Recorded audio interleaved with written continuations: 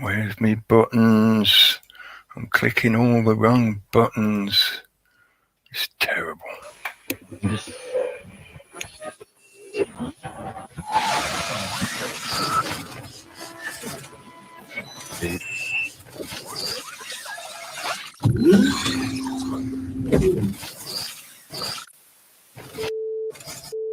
Welcome to your awakening.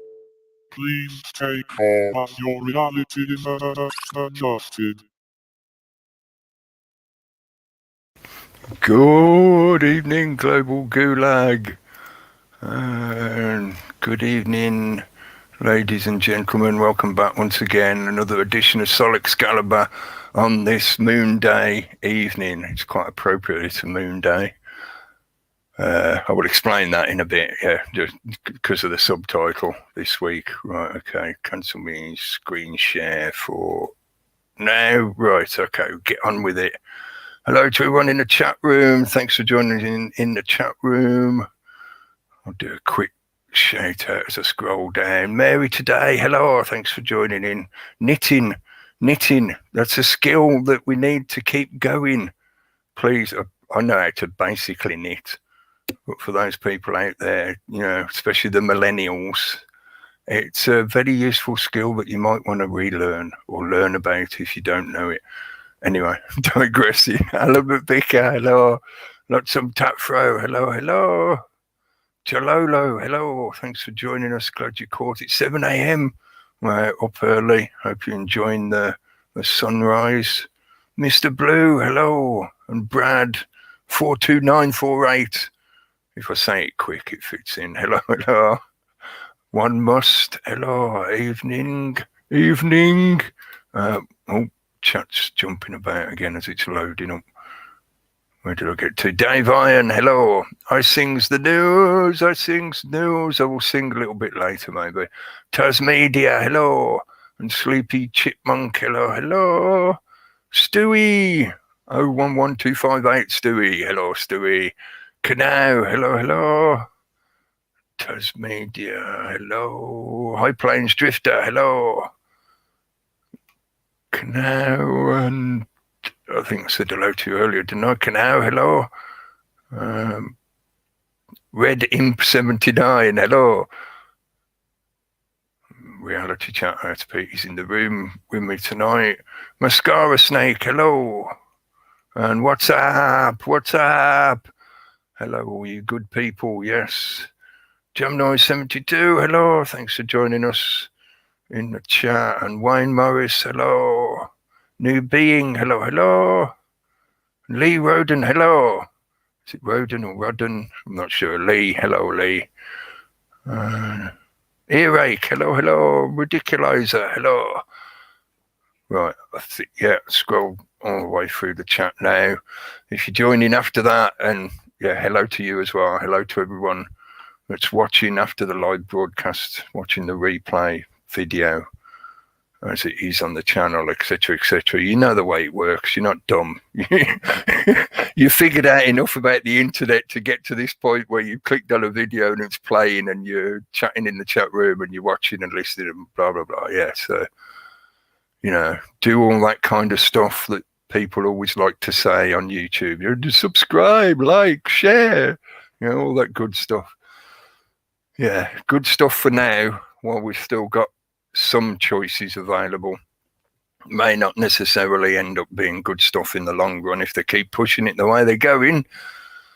It sort of connects a little bit into what it says the 8th day in the subtitle this week. And this last weekend in particular has been, very interesting to say the least. May you live in interesting times. Is that an optimistic phrase, something you'd say to a friend, may you live in interesting times, trying to say, have a great time, have an interesting life, or is it a curse? Interesting is one of those sort of non-binary words. It could be interesting in a bad way and interested in a good way. We've been having very interesting times over this week. Where should I begin? Well, first off, I want to mention, just to get this up front, so that people know what's going on, if anything is at all at the moment. So far as I know, to my knowledge, no further information has come forward about what happened to Jeff C. or the situation surrounding that that time when he went, where, when he's gone, when he's passed on. And I'm saying no information that I know of. I've heard mention that some of his friends were trying to get it's either an interview or just a discussion with the coroner that certified his body. But whether anything's coming of that, I don't know. There hasn't been anything so far. Thanks to Anonymous for covering that. Otherwise, I wouldn't have known that bit of information. But yeah, it's still ongoing.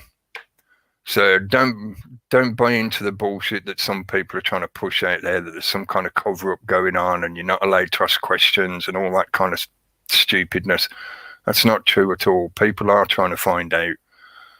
But if you've ever tried trying to find out about somebody who keeps their privacy really, really close, it's not an easy thing to do. Not unless you're in the authorities in some form, Anyway, just so people know, it's still ongoing. If anything does come up, I'm sure it'll get shared around so that as many people as possible can find out that news, that information, and hopefully they can then move on and not have to keep sort of going back on themselves trying to find out what happened, what the information is all about, etc., etc. Because I'm sure, rest in power, Jeff C. I'm sure he'd be kicking us up the butt to get on with things, even though, as he himself said, if there's suspicious circumstances, check it out. But he wouldn't want everything to stop just because people wanted to look at what happened to him. Anyway. So other than that, over this week, what has been happening, I'm sure you're all very aware of what occurred last Wednesday. We were talking about it on the reality chat as it was happening live. The debacle, the chaos in Washington, the alleged storming of the Senate building. I say alleged because while we were watching it, it didn't exactly seem like they were storming the building.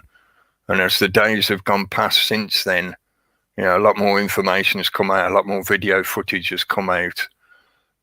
Even more so, I'm quite happy to say, from my point of view, just, if people want to argue about the facts and details and blah, blah, blah, it even more so looks like it was just some kind of chaotic debacle. It wasn't an organized insurrection. It wasn't a riot. It wasn't lots of things. There's lots of things that it was not. Despite all the crap that they're pumping around the media at the moment, because of course it reinforces their official narrative to swing everything back to the other party, the other foot, the other side of that left-right paradigm. So they're quite happily creating a narrative to claim that all those people were dangerous, domestic terrorists, insurrectionists. They need arresting, they need locking up, they need... perfectly suits their narrative at the moment. Which leaves the questions open, the considerations open of whether there was involvement by provocateurs, by controlled opposition elements that deliberately turned it into the debacle that it was, such that it could then feed that mainstream narrative. While we were watching the live footage, I pointed out the number of what most people know as like the "Don't Tread on Me" flag, which, as far as I know, the proper name of it is the Gadsden flag. The classic image of the rattlesnake with the "Don't Tread on Me" logo. There was quite a few of them, and there was a handful of red caps, the MAGA caps. And if you look across the other footage that, more footage became available as the days went by, there's a lot of people there that were certainly presenting themselves as Trump supporters, wearing the MAGA hat, carrying the slogans and whatever. But it's a bit of a mixed crowd, so it's difficult to, I think anyway, it's not honestly objective to say it was totally one side or the other. And wearing a uniform is a very simple way to create a false flag. That is almost literally the definition of false flag. So whether it was genuine and just descended into a kind of chaotic silliness that unfortunately ended up with some people dead, or whether it was deliberately engineered to be that way, it's heading towards the same result. It served their purpose. So unfortunately, if there were a lot of genuine people there who thought they were going to be successful in some way, I'm not exactly sure what they would have thought they were achieving by what they did. If they'd took occupation of the building and then stayed there, that's different, I feel. This is one of those ongoing arguments and conversations that's been true across the world. There is no point turning up for an afternoon or for one day to wave some slogans, some placards, and shout some phrases at the windows of the government buildings in the hope that the government will suddenly change their mind of what they're doing and go, "Oh, totally sorry, folks, we didn't realize you were so upset." Yeah, that's not going to achieve anything. Yeah, that's just them allowing you to vent your angst and anger, and doesn't go anywhere. It doesn't change the course that they're steering everything or attempting to steer everything. So if they'd took control of the building or even parts of the building and then stayed there, stayed in occupation and expanded it from there, maybe they could have potentially took that somewhere. But while I was watching the footage last Wednesday, nighttime here obviously, but watched the footage up until the point that all the mainstream stopped covering it, stopped showing live stream, plus some of the alternatives, they all started logging off. But towards the end, you could see the ring of the militarized police, the stormtroopers. They look so like stormtroopers. It's just that their uniform is black rather than white. You saw the ring of them gradually expand out from the Senate building until they were several hundred yards away from the building. So that was it. Done. They didn't really achieve anything other than providing a lot of footage and a lot of narrative justification for the mainstream argument that anybody that supported Trump is automatically the bad guy and we all have to go the other direction. And as I've talked about for years now, that is one of the many ways that they generate the flow into the direction that they want. They present the scary boogeyman so that everybody runs the other way. Yeah, and I ranted about Trump and all that crap for too long, since 2016 at least. Yeah, but just the fact that they waved him around as some kind of extremist, conservative, crazy guy who's turning America into the neo-Nazi regime that they're all so terrified of, then of course large parts of the population went the other direction. Certainly in the mainstream media framing of the situation, that was the way it was portrayed. The reality on the ground was obviously different. He had a lot of genuine support. He was very much a popularist leader. And what does popularism mean? It literally means the largest amount of support. It's popular. Yeah. But it's just a joke. The whole thing was a very sick joke.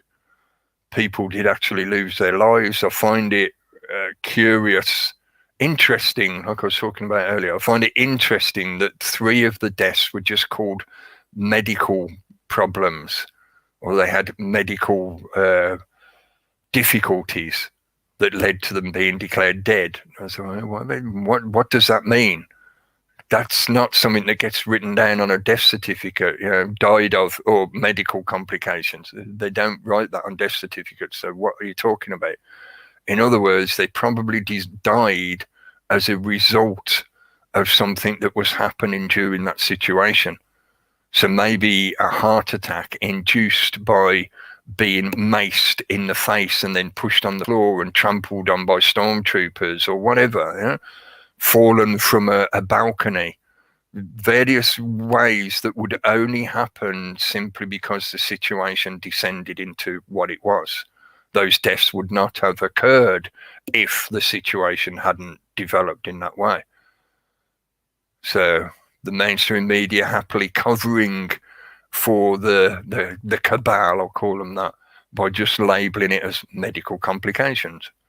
And they all jumped all over the story of the police officer who died, that I thought was really dubious. You know, his name was Be Sick Nick. Be Sick Nick. You know, Nick is a slang word for the devil. Be sick Nick. Be sick Nick. The whole thing just stinks.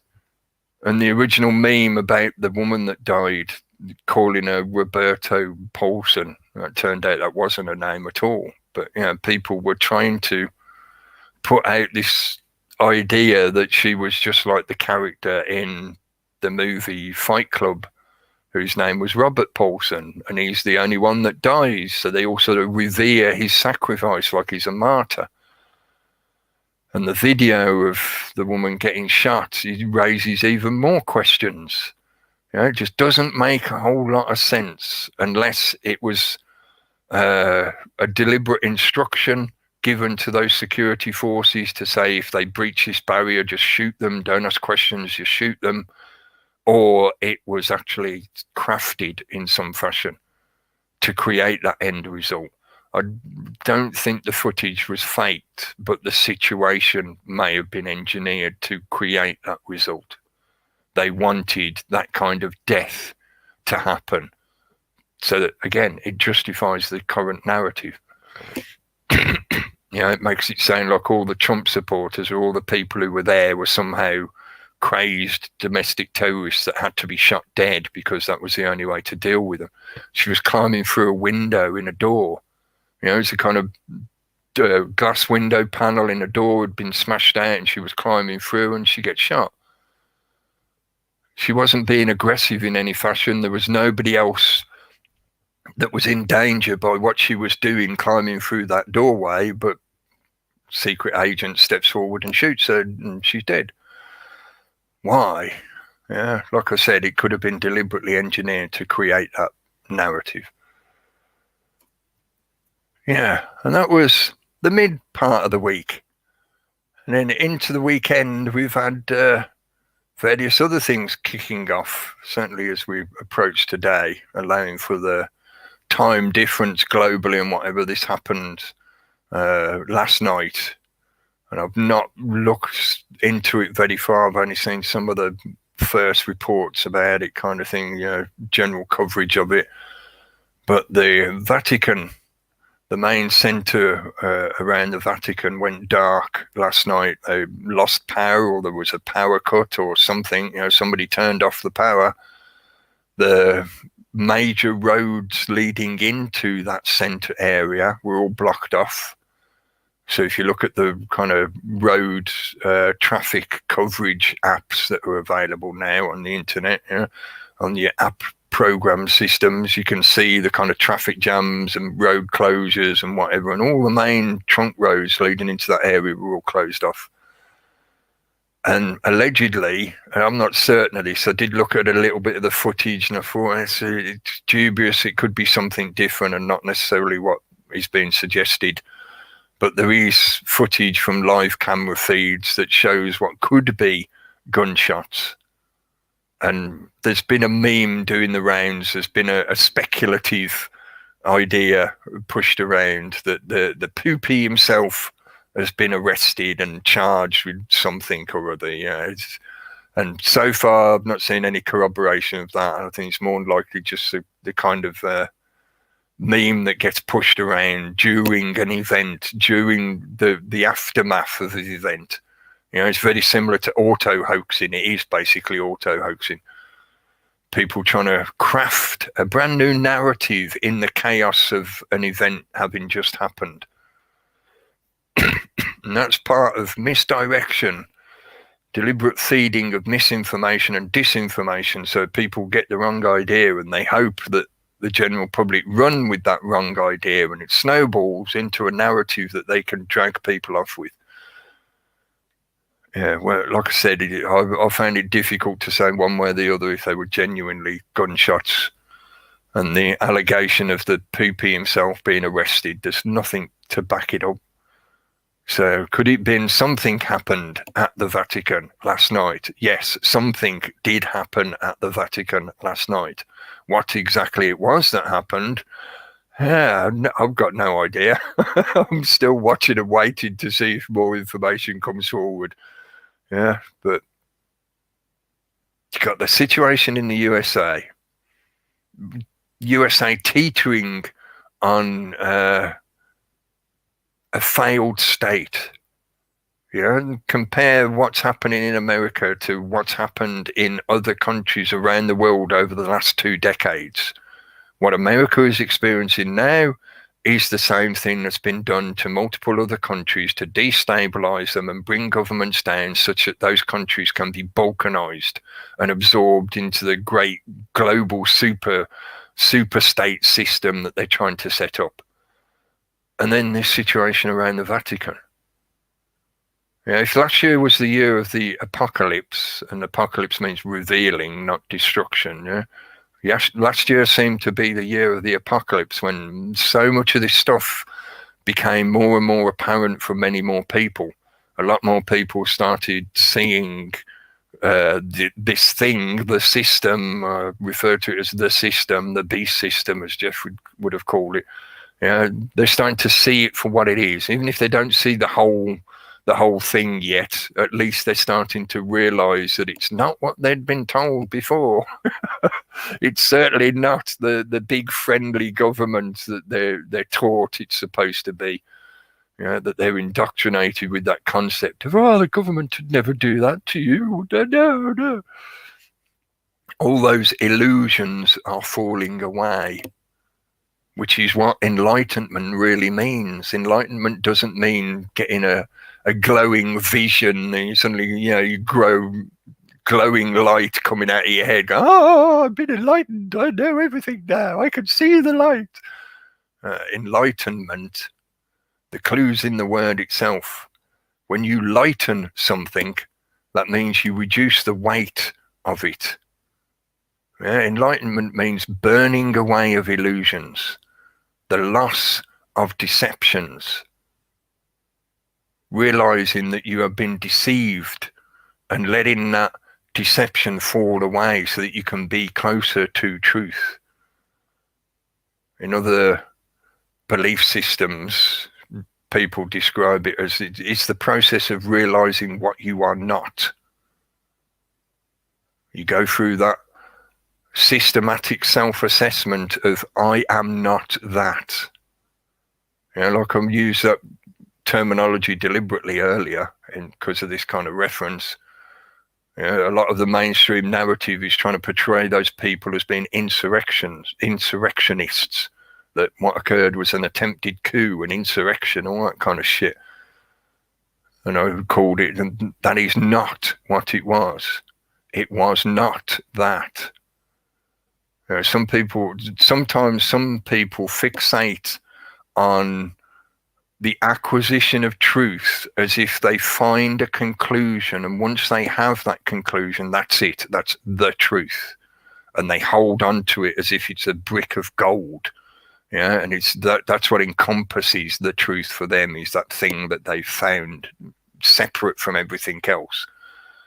Whereas really the truth is that process of continuing discovery and shedding of deceptions, shedding of illusion. So when you become enlightened, that means you lost all those illusions that have been deceiving you through life, such that it leads to you suffering in one form or another, or you projecting suffering onto others because of those deceptions. Again, I'll use that quote. I've used it a lot so far within the last few months. The Voltaire quote: "Those who can make you believe absurdities can make you commit atrocities."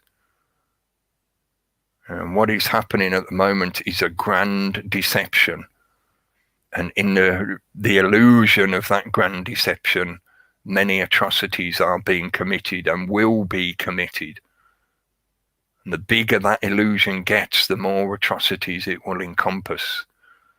And it will engender more, simply to sustain itself. Because the only way you can sustain an illusion is by going opposite to reality, because the illusion is opposite to reality. So if you want to keep the illusion going, that means you're constantly going opposite to what reality is. So that is most definitely the road of entropy. In other words, if you carry on that direction, what you know as reality has to fall apart. You will destroy it yourselves by pursuing that direction. What other kind of metaphor could I use to describe that? If your reality was a building made out of bricks, then the energy you put into accepting that reality is the mortar that keeps all those bricks together. When you start going opposite to reality, in effect, it's like you're drawing the mortar out from between those bricks. So that reality you once knew inevitably falls apart, it crumbles, it collapses. This is part of what they are trying to do. This is why we end up with the psychological effects of gaslighting. What I like to refer to as the gimpification of the world, the population's psyche. It's not just targeted at an individual. Obviously, it is narrowed down to the individual point of view, thanks to this media, technology, and mass sharing system that we have set up. Yeah, it focuses down to the individual there, but the effect that they're pumping out is meant to affect millions at a time. The masses of the population are all being gaslit at once in a deliberate fashion to cause them to fall into a psychosis that, as I say, I refer to it as gimpification.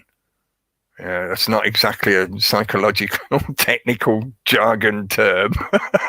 It's probably not in the DSM, the diagnosis of gimpification. But I'm sure you can get the point of how it encompasses various elements of psychological problems. Subordination. We've talked about the kind of Munchausen by proxy effect of that learned helplessness response of you are the ill, the sick, and therefore the government has to exist as the grand doctors and nurses that care for you because you're all sick. Even to the point that if you think the wrong way, if you suffer from wrong think, then you are labelled as sick. So that yet again, they self-justify their actions in that they must be there to care for you. You need big government to care for you because you're all too sick to be able to comprehend how to look after yourselves and your own lives. No, that is a form of Munchausen. So, and of course, there's other elements like cuckolding and things like that. But yeah, that's why I like to encompass it as just call it gimpification.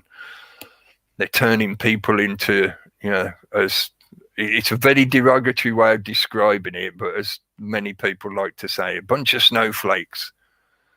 Yeah, I think it's accurate in many ways, but it's not exactly helpful because it just creates more divide between people. It creates an element of superiority and inferiority, etc., etc. So yet again serves the purpose of the system. And I thought we were trying to get away from all that. Yeah, I thought that was part of the element, certainly for myself anyway. I'm projecting a bit there, assuming on what other people think.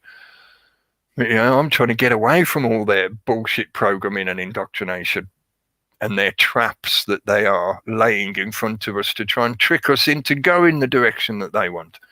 That then eventually in a 30-minute digression roundabout round the bushes fashion, as I am wont to do, that brings me back to the subtitle this week, The Eighth Day. I'm quite happy to say maybe it's just me because I do take note of these things, and it's not like I'm obsessive over this kind of stuff, but I find it very interesting and contextually relevant, the dates and connections to the symbolic elements, the archetypes, the astrotheological connections, etc., etc. Today is an 8. Just look at the date, 11th of the 1st, 2021. That's 8 when you reduce it down to a single number. Yeah? Today is an 8th, the 8th day. And over this last week here in the UK, there's been quite a lot more hitting the news media, even actually starting to breach through into some of the mainstream media. We mentioned last week how now, the BBC is starting to have to do a lot more damage control, where they're directly addressing some of the information that is moving around amongst us, like, via the internet or word of mouth or whatever, things such as the hospitals are empty. Yeah, if you go and have a look for yourself, they're empty. The government will continuously make these arguments about how the hospitals are overflowing and they're under pressure and they're going to go bang any minute. Yeah? They're going to pop like an overinflated balloon. It's like, no, sorry, that's just not true. That's blatantly not true. So we've now got to the stage where the BBC is tasked with damage control and misdirecting people away from that information, that evidential information that is being shared by a lot of people. It's not just the lone conspiracy theorist on the internet pointing this stuff out. There's a lot more people now seeing this and checking it out for themselves, etc., etc. So the BBC is trying to misdirect and drag people away again. And more of the media here in the UK, the Daily Fail, the Telegraph, the Guardian, the Sky News, the ODN as it's called now, it used to be ITN, whatever. A lot of them are having to put out damage control articles to try and deal with the increasing flow. It's becoming like a fountain. I talked about this a while ago, months ago, about how that initial crack in their dam of denial will become a fountain, and that outpouring will be unstoppable. They're trying to use the archetypal spell casting of implying upon us this spiritual tsunami. That is what they've been attempting to do, a spiritual, energetic tsunami. They're trying to wash away all opposition and erase history so that they can rewrite the world the way they want, so they can do things like redefine the meaning of herd immunity, redefine the meaning of vaccine immunology. Various things are being rewritten at the moment. Concepts that were considered fairly sound about how we observe the reality around us, how we study the reality around us, are now being rewritten because they don't suit the current political narrative. They don't suit the agenda to lead the world into a one world system. That's been happening more and more and more over this year. And in the last week, like I say, in the UK, there's been a lot more deliberate push to try and counter all this real information that has been coming forth. More and more people are now starting to speak out. I think maybe it's starting to hit home a lot more for more people because of all the shit happening. Things like old grannies being arrested for feeding pigeons. People being arrested for lingering too long when they're strolling along the beach, and it's not just one police officer. I'll call them officers because they're not being constables when they do this kind of shit. Police officer, it's not just one, it's like 3 or 4 or 5 to arrest one person because that one person stood still for too long while they were supposedly out for their hour exercise when they've been released from their prison cell. So all of that has been happening over this last week.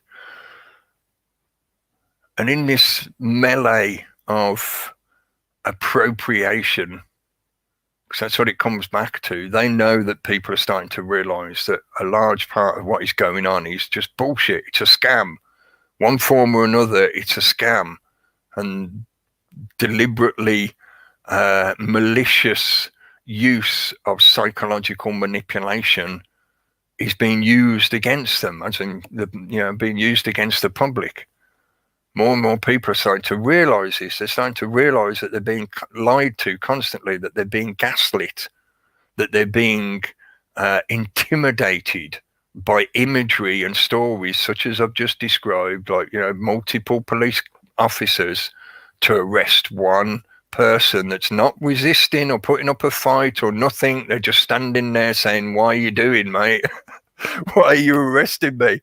I stopped for a breather while I was out walking. What the hell is going on here?" That's the kind of imagery that they're pumping out. Yeah? More and more people now, it's become apparent to them. And I'm not intending to do this now because I could end up in another long digression, but there are questions about why are they actually showing us that kind of imagery? Why are they putting those ideas out via the media? It's one thing to talk about intimidation and causing people to self-police themselves and others around them and things like that. But it also feeds a narrative of chaos and destruction, that this current paradigm, this current system is falling apart, but they're redirecting the blame onto us lot, onto the people that are not following their now currently officially mandated new narrative.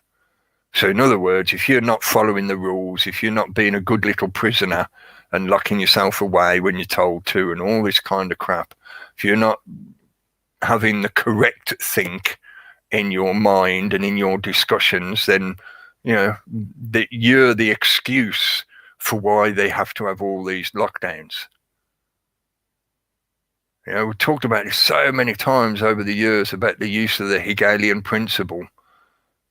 And like I described earlier with the Trump supporters, they use the threat of the right to cause the rise of the left, or to fuel the rise of the left. And they do it vice versa. The pendulum, they swing it backwards and forwards as the years go by. But in this current situation here in the UK, they're using the alleged threat of people who don't obey the new guidelines, who don't believe the government's explanations and justifications for what they're doing. They are now becoming the excuse for why there has to be more lockdowns, more crackdowns, more restrictions, more controls, more invasion into your privacy, into your private lives, more control over your lives, full stop. Part of that is the appropriation of any narratives that are already out there, which includes things that are common discussion for us on these broadcasts and have been for many years. We'll talk about, because I did mention this last week, I said we're going to try and not so much, focus only on solutions, but we want to start talking about, the fact that there are solutions out there when people, if you go and look, you'll find things that fill those questions or answer those questions when, you're thinking, well, how do I do this outside of the system? How do I do that outside of this?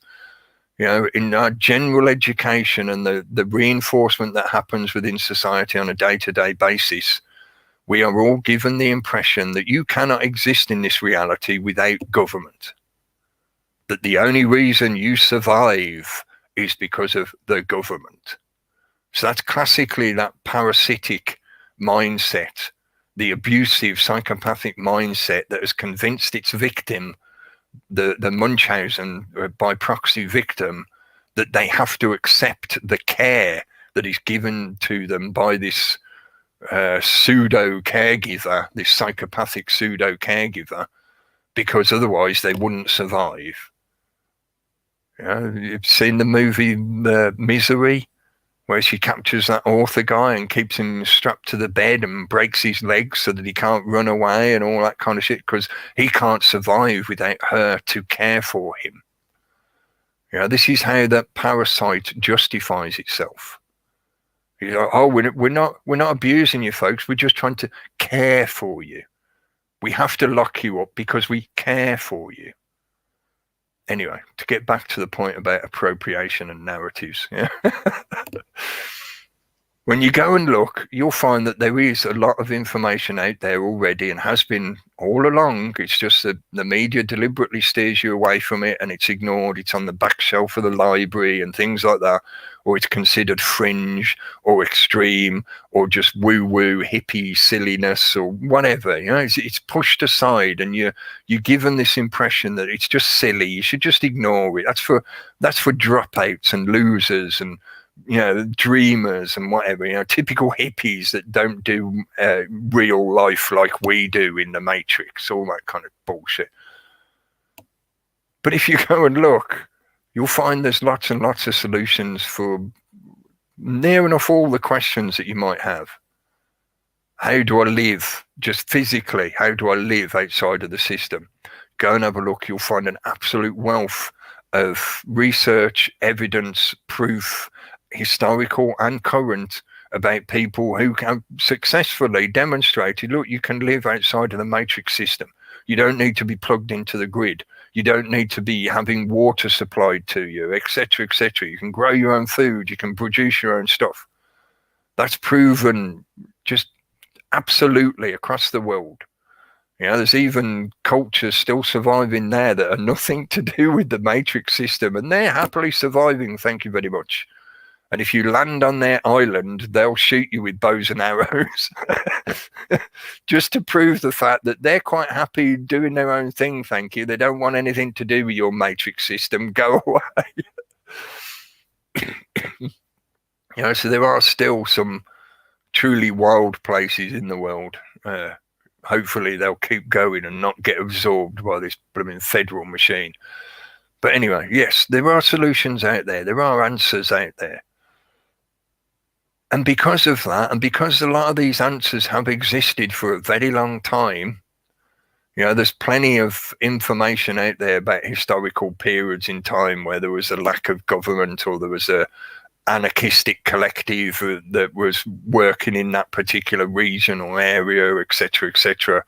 And then, of course, you got examples of the various communities and groups and even entire nation states that have been purposefully destroyed and absorbed into this federalizing beast system that prove that you can actually exist beyond this system up until the point when the system decides it wants you. It wants your stuff.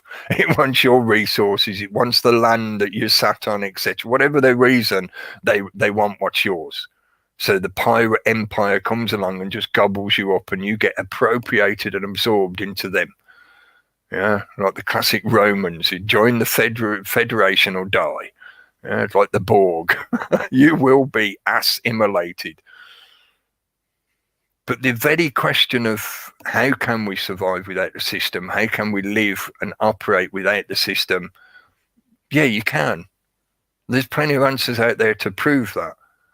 So it's often a sticking point, this concept of like, there's no solutions. Nobody ever talks about solutions. It's like that. I'm sorry, that's bullshit. For whatever your reason, either maybe you're a bit ignorant or naive, or you've been deliberately disingenuous for some reason. Maybe you want to sell somebody a tub of survival food, you know, whatever. Some kind of disingenuous reason why you're telling people that, no, you can't do it. You can't survive without the system, whatever. No, you're talking bullshit, and you can. The problem always comes back to the system won't let you. This thing has grown to a point that now it is global. Even though there are pockets of wilderness around the world, most of those are managed. They're absorbed. They're tolerated for some reason that serves the agenda of the system. So like those little, it's out in like Polynesia where you get a lot of these little islands where there's tribes living there that have little to no contact with the outside world, and they prefer it that way. But the system has basically built a virtual wall around them and, you know, put up warning signs saying nobody's allowed to travel there. You can't go there. It's an eco zone. You know, we're going to protect it. We're going to keep all of you dirty matrix people out of this pristine wilderness that this tribe is occupying. Yeah, there's good elements to that in the fact that something is being preserved like that, but at the same time, it's like, no, you're applying that across the world globally, which means, you know, If you isolate us into a little pocket like that, you allow us to live in the savage lands. Meanwhile, you're in your little matrix smart city bubble, living like Brave New World. And the rest of us are in the Wild West, living like Mad Max.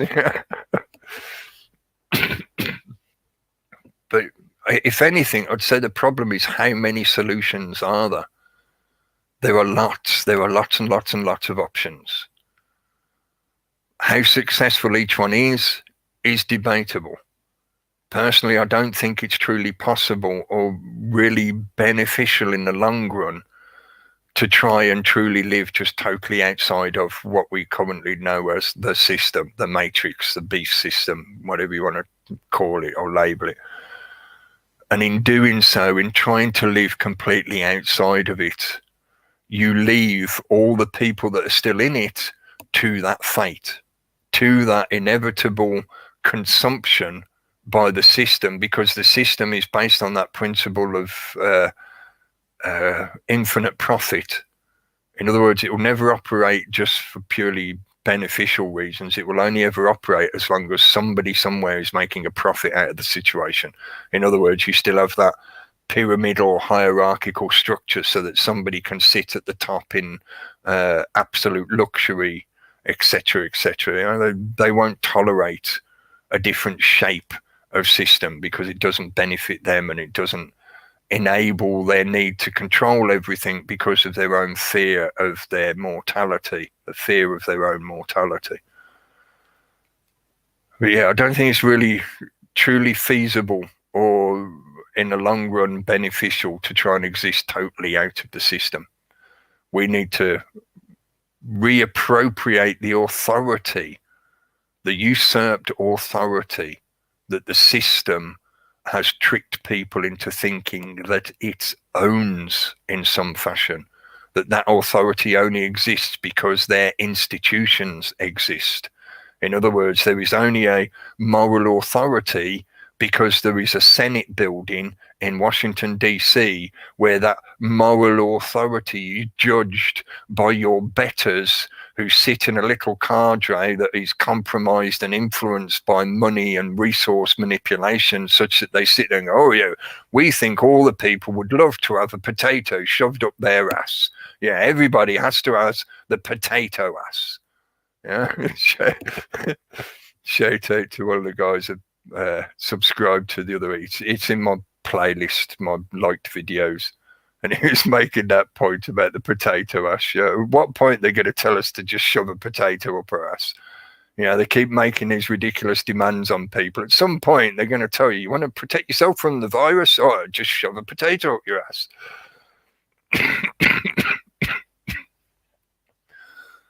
That assumption, that usurpation of authority is really what it comes back to.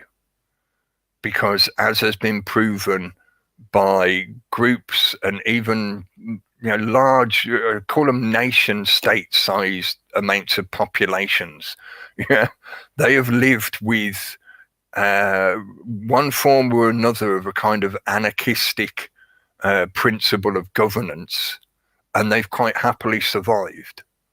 They've lived, they've survived, they've thrived.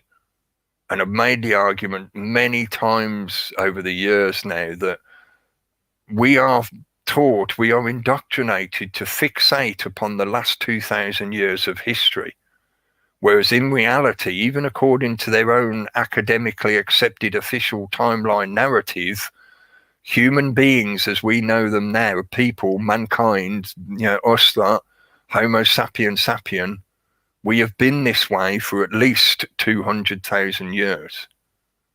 So they want us to fixate on 1/10 of the history of our existence in this place, whatever you want to call it, and say it's called Earth, world, whatever.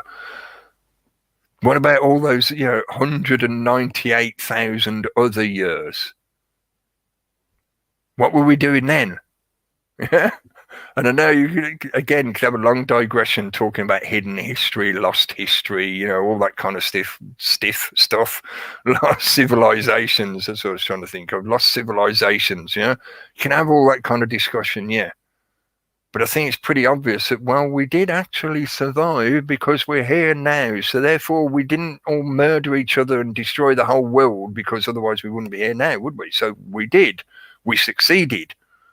It's only, in fact, the last 1,000 years that we've had the framework of what is this current modern society system that we're now often, well, my point of view, that I am now often pointing at and saying, that's shit, what are you doing? The beast system, the system, the matrix, in its form as it is now, has only been around for about 1,000 years.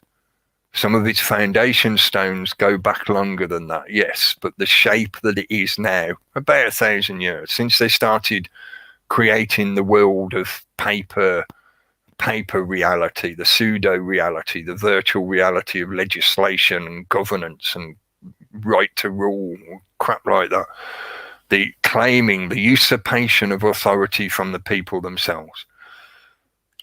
Yeah. Anyway, still going round the long way, round the houses. I'll get to the point that I mainly want to make, and I've got to grab a screen share first before we carry on. That one. Yes. And a lot of this was brought to mind listening to a video that was uploaded a few days ago by Please Stop the Ride, on a channel, Please Stop the Ride. I will put a link in the chat in a sec. No, I want that window. Thank you. I'll share that window. Right, can we see it? Yeah.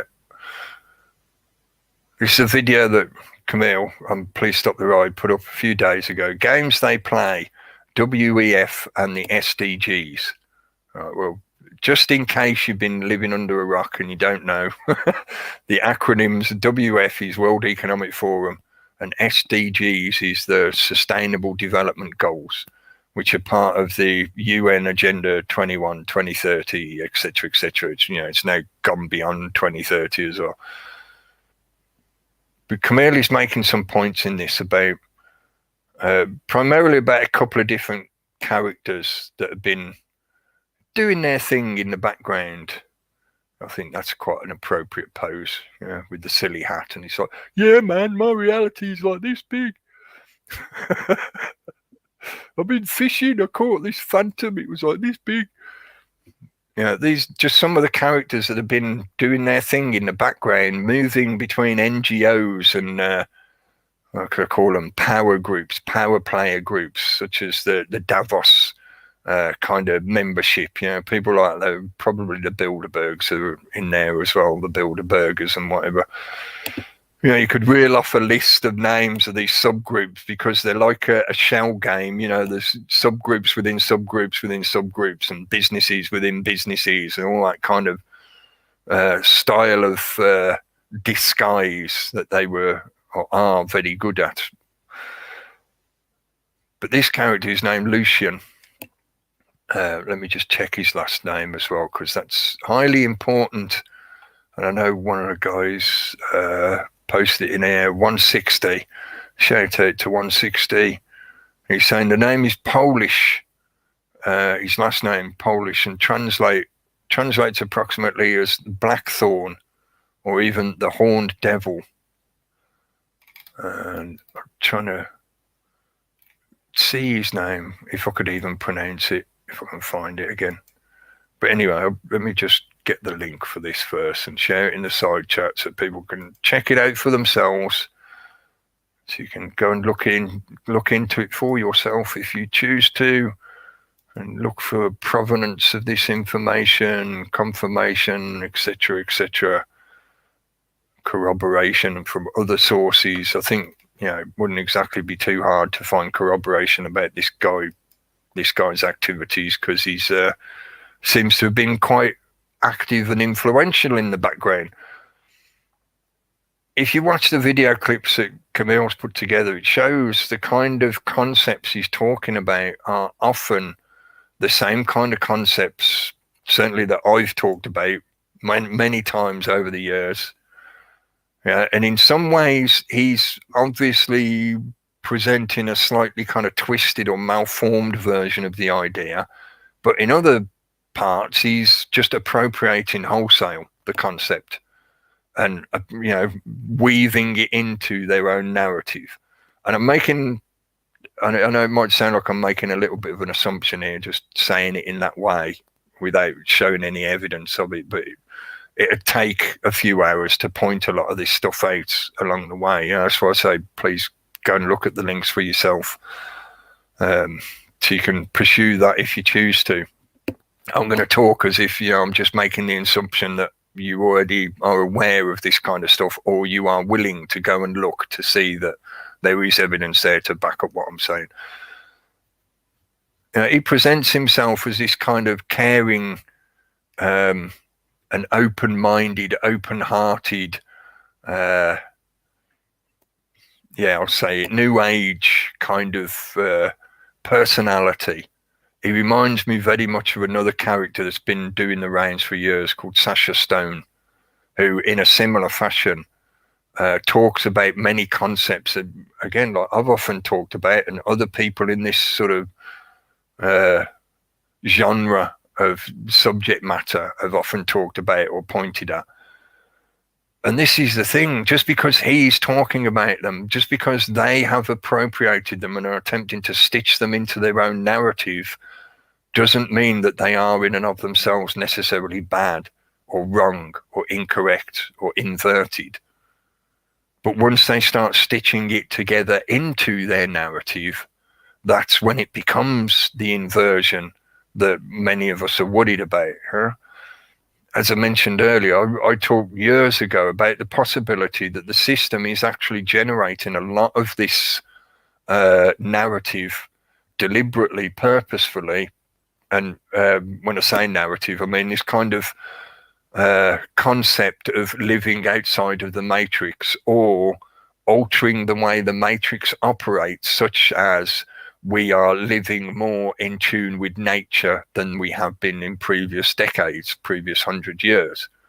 So a move away from industrialized mass production of mainly consumer goods, but physical things, literally physical objects, products, and instead moving people to virtual products, virtual environments. You no longer need supermarket shopping halls or malls or anything like that. You don't need physical shops anymore, because the majority of what will be traded will be virtual products. So therefore there's no need for mass distribution networks, no need for mass production networks, etc., etc., etc.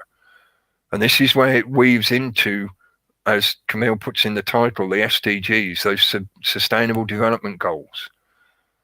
And when you look at the narrative to do with Agenda 21, 2030 and the Great Reset, this is largely what they want us to do. They want us to go and live in little communes that are outside of what you'd call a major city. We're living somewhat sustainably, but there will still be essentials that are required from the main system itself. And also you will be required to be networked into the main system itself.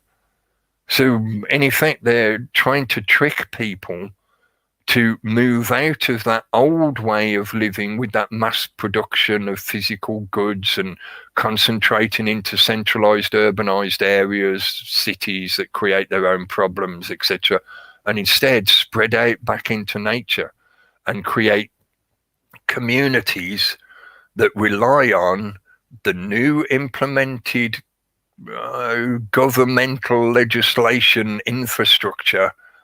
I was trying to think carefully about the words I was using to describe it there, so I'm as accurate as I can be.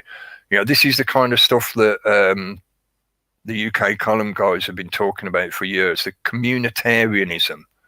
This is where they're sort of disguising what is blatantly, at least a minimum, it's socialism.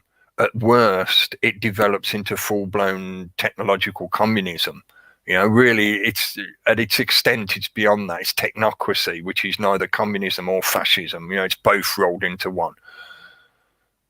But the point being, they are, again, tricking and misdirecting people into thinking that their suggested implementation of certain infrastructures, not just physical in the sense of how you build your little communities and how you survive, how you self-sustain and whatever, but also in a legal and even philosophical infrastructure of how you now should conceive of your reality and your part within it. Now, Camille goes on to cover some other elements with this and this guy and his connections to some of the groups that are in that background. He's interested in things like the Kabbalah and, Tarnowski. That's his last name, which, as I just showed earlier, some people are saying potentially means blackthorn. So Lucius, Lucian Blackthorn, Lucian Tarnowski. The whole thing is just, it stinks of a crafted personality. And this guy just fits very much the kind of role of being physically unoffensive. And I don't mean the fact that you might find the way he dresses to be ridiculously offensive or whatever. I mean, he's quite effeminate. He's not very aggressive in his manliness, in his masculinity. He's quite withdrawn, even though he's willing to talk to people and whatever. I mean, physically, his physicality is quite soft. So he presents no physical threat to anyone. He's all about the concepts and the things that he's talking about and the networking with other people and creating little groupings of people that follow certain ideological ideas or concepts and things such as the SDGs, the Sustainable Development Goals. That is an ideology, basically. The Sustainable Development Goals and the UN agendas, they are ideologies. That's what they're trying to get into people by deception. They're telling them that they're doing this stuff because they care about saving the planet. And what they're actually doing is trying to reprogram people's ideology so that they get rid of the last paradigm's operating system and upgrade to this new operating system that is this new one world governmental system that means they'll kill people rather than chop down a tree. They protect the planet before they care about people, that kind of thing. And I know we can have a digressed argument about the benefits and downsides of that kind of idea as well. But but this connection into a lot of those subgroups that he works with in the background that are busy working away, creating further franchised subgroups that are, that was what I was looking for, Stephen. Further franchise subgroups that are allegedly helping people do exactly that thing like we've just been talking about, escaping the matrix, living outside of the system, getting back to the land, living in a little kind of community environment where you're with like-minded people who are all of the same kind of ideology, all of that kind of hive mind mentality, because this Lucian guy does mention the hive mind kind of idea, planting that concept into people that, the hive mind will be good for us. But this guy, Stephen, is one of the guys that's sort of on the ground. I think they're in Costa Rica, and he's working on building a setup where they're mostly self-sufficient. They're creating land plots for people to come and join in, so other people can start doing the same thing. And they're sort of like the vanguard of enabling that process to happen, to actually encourage people to go and do that thing that they're suggesting. And they'll help you do it. They'll point you in the right direction. They'll help you organize. They'll help you apply to get funding and blah, blah, blah, blah, blah, blah, blah. This is just like a lot of the other NGOs that have been operating in the background for decades now, certainly across most of the third world countries. These NGOs have been systematically inserting the seeds of the UN agendas by pretending to want to help people, by pretending to want to help them, improve their standard of living or whatever. They are tricking them into enabling and perpetuating a lot of these agendas that are deliberately geared towards taking us all into that one world federalized system. So I really would suggest that, people need to go and look at this for themselves. I don't think Camille's like making any accusations whatsoever. She's pointing out questions and she's asking questions and she's making that point about, I think that's the last bit of the actual video clips. She's making the point about having those considerations. We should not be naive into thinking that, just buying the standard explanation of, well, if you don't like the system, why don't you go and live somewhere else? Go and live outside of it. So people go, let's get back to the land. Let's pursue that classic sort of hippie ideal of escaping the system and going and living off the land and being completely self-sufficient and independent, etc., etc. They actually want us to do that because that is in line with those Agenda 21 goals. They want us to consume less so that they can gradually wind down and dismantle the mass production, consumerist, industrialized world that we're currently used to, so that then they can transition us into a virtual world environment. You can all live on your little plantation, just like in the Hunger Games, where you got just enough for your general day-to-day survival, but anything else that you want has to be brought in by the big federalized superstate that you don't even see. It's somewhere else in the world, and they just arrive in a big vehicle, a train or a helicopter or whatever, and they bring you your supplies. It's like you're stuck on a life raft somewhere, and if you're lucky, somebody turns up to bring you extra stuff that you need. They want the majority of the population to be doing this kind of thing. So they have been in the background working away, appropriating those good ideas. Because please don't forget what I said. I know I've got a habit of talking at length and rambling and going around the bushes and whatever, but please don't forget what I said about half an hour ago, Just because these people, these groups are trying to trick people by appropriating good ideas or taking ideas and turning them to shit and then giving people the shitty version back, Please don't think that that automatically makes those ideas bad or wrong or not helpful in the long run. It doesn't. It's just their version of it that is the twisted manipulation, the inverted, disingenuous, deliberate attempt to usurp your energy yet again. They've captured a large part of the population already over this last century and tricked us all into participating in this circus matrix game that I call the system.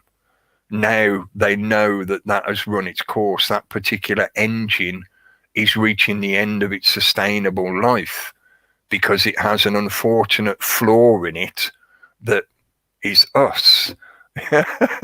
Like the architect in the Matrix movie says, is you can't get rid of that element of the nature of people, just the way we are, our free thinking, independent desires and abilities. You can never truly get rid of that.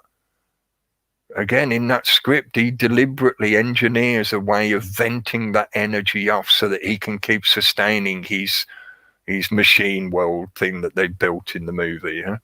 But using that as an analogy, this is the same kind of thing we're witnessing with this. Those people that are sat up at the top of the pyramid, I sometimes like to refer to them as the bloodlines or the cabal, the usurpers. They really want to stay where they are, thank you very much. They're convinced of their belief system and their ideologies, and you're all just animals to be utilized in some fashion or another to perpetuate their position. So now this particular engine, this particular version of their manipulation has reached its sort of breakdown point. they need to turn it off and on again and reset it. And this time they've added a few extras to that particular engine so that it operates in a slightly different way, and for them actually outputs more energy for them. What has happened over certainly the last several decades, if not 100+ years, is the wealth gap between individuals and the mass of the population has been gradually going like that. And within the last few decades, it has literally gone almost vertical.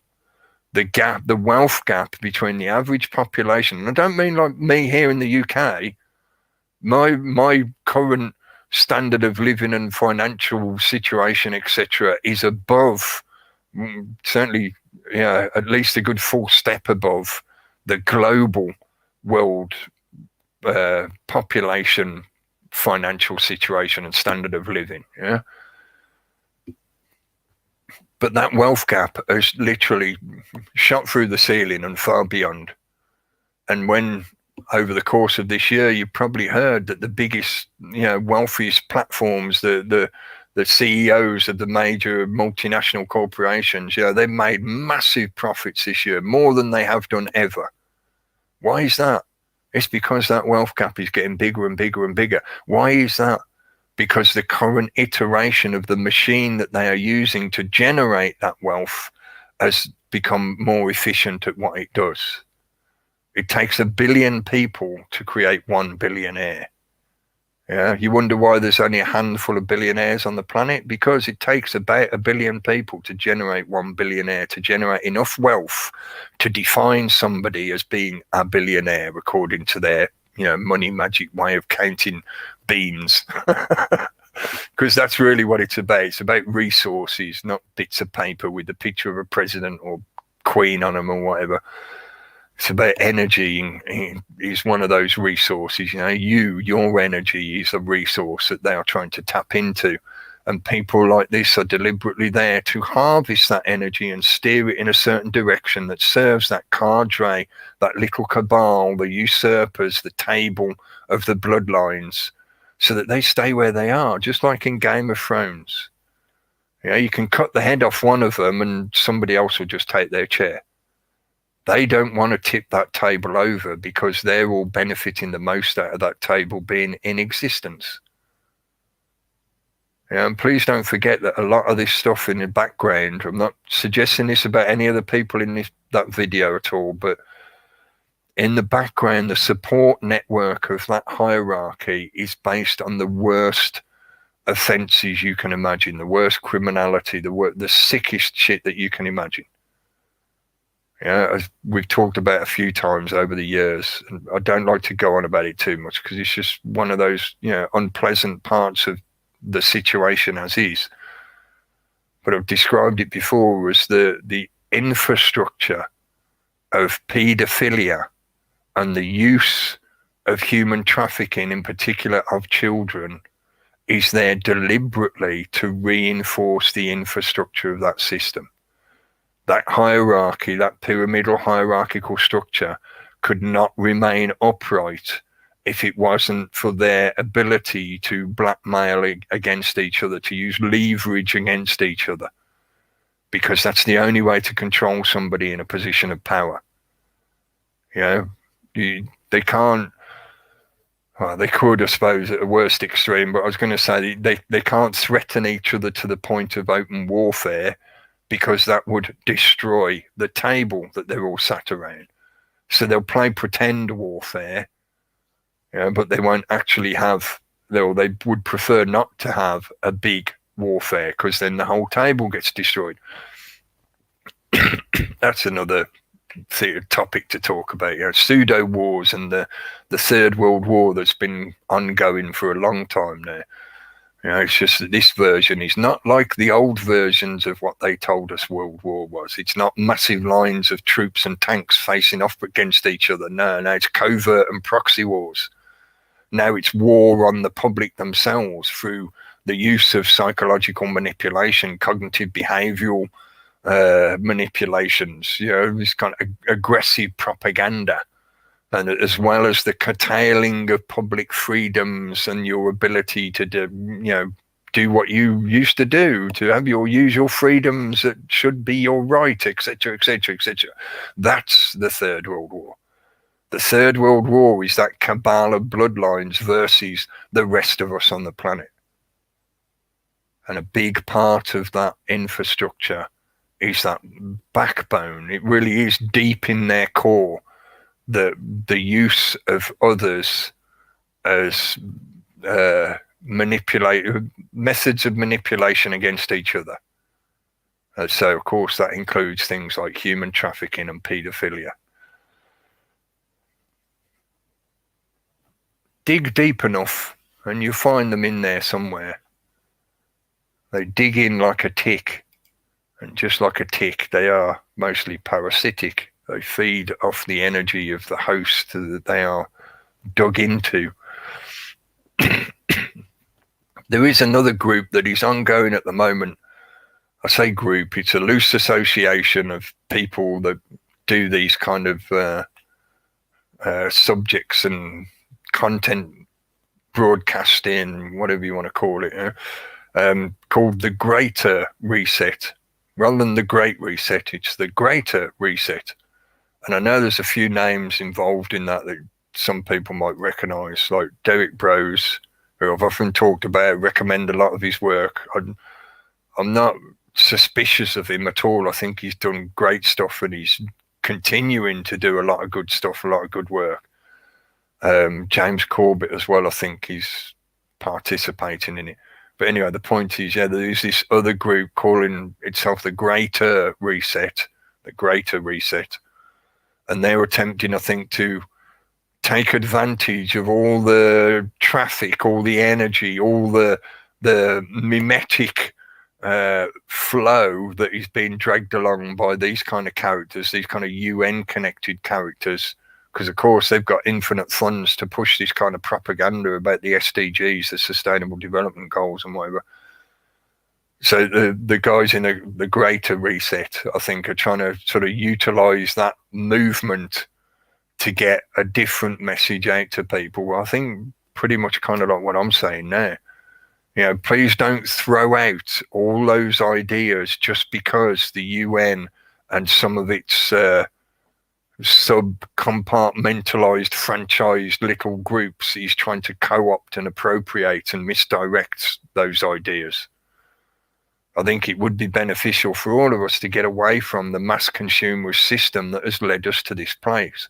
Why is Bezos so rich? Because you all keep buying shit off Amazon. It's as simple as that. I'm sorry. I know it sounds like I'm accusing you of doing something. I accuse myself as well. I've got fucking Amazon boxes in the background somewhere. I think there might be one over there that I had books from ages ago. But yeah, the point is, why is he so rich? Why is Amazon so big? Partly because it's been helped into that position by some of those power players in the background, you know, but also because we fed it that energy. It was convenient. It was great being able to look at a store, an online store that had products available from literally all over the world. You can go, oh yeah, I've never seen one of them before. I'll have one of them. We fed it. We made it. We created that monster. They're now turning that monster back against us. So I certainly do think it would be beneficial for each of us and all of us as a shared environment group. You know, we share this environment with each other. It would be good if we could all maybe sort of, you know, tone it down a bit on that rampant consumerism. You know, do you really need that plastic cat? Do you really need yet another latest version of a smartphone that already is capable of doing stuff far beyond what you would ever want to use it for? Probably not even aware of just how much functionality it has, because all you do is phone your mates, chat with your mates, post stuff on Facebook, listen to music. You know, no, that device in your hand is capable of a hell of a lot more than that, and they're making use of it. Anyway, I'll end up getting into just a diatribe rant about consumerism and whatever. Hopefully you get the point. Hopefully you get the point that I feel Camille was trying to point out. You know, it's like we're looking for something else other than this bullshit matrix illusional game that they're trying to present to us, that they're trying to trick us into participating in, or they're trying to trick us into thinking that we're saving the world by doing this thing, this new societal infrastructure that they want, or that we're saving each other by accepting the lockdowns and the new vaccine regime. Yeah, now you're going to have a vaccine every year, folks. They're now starting to admit it. We talked about this many months ago. Yeah, I said this is the direction it would take, and lo and behold, they're now starting to admit it. Yeah, enough of staring at his silly hat. I've had enough of staring at his silly hat. And bald guy looking a bit sort of almost a little bit like duping delight there. He was sort of looking down with a slight smirk on his face as if he was saying like, yeah, that's right, Lucian. Say the key phrases. Say the key phrases. Yeah, but I hope people get the point that I'm not trying to say that all those kind of things are bad just because they're connected to somebody like that who seems quite dubious. And yes, I'm quite open to say that could just be my perception of him and what he's doing. Maybe he's got genuine intentions and he's just a little bit socially unusual, eclectic, however you want to describe it. But no, I think a lot of that is deliberate attempts to appropriate and misdirect people. And if you can see past their attempts to frame things in a certain way to trick you to go in a certain direction, and instead you apply some of your own critical thinking abilities, some of your own cognitive authority, your own sentience, and you can apply things like, here's a little nod to solutions, because I wanted to try and talk about solutions in the sense of not necessarily that kind of physical hands-on of, you know, like how do you grow a potato, how do you light a fire, you know, things like that. And I'm thinking a lot of people would benefit more from some spiritual, some energetic, some inner work solutions in that way, rather than here's an instruction manual of how to build a fire out in the wilderness or build a shelter or whatever. There's a wealth of that kind of information available. You know, if you've got those kind of questions, like I said earlier, about how to live outside the system, there is an absolute wealth of information and knowledge and experience out there for you to go and research and digest and apply for yourself if you find it appropriate. Now, I wanted to mention things like it's not what to think, it's how to think. Yeah, I know I mentioned that last week. I think I've said it so many times over the years. And along those lines, if you want a solution to help you with that kind of relearning about how to apply your own mind to a question or a body of ideas and ideology, blah, blah, blah, blah, maybe a good starting place would be the trivium and the quadrivium. I like the quadrivium as well because I think it's more balanced. Part of the problem with the trivium, even though, yes, it does acknowledge the kind of creative element in that part of rhetoric. You know, the trivium is logic, grammar, and rhetoric.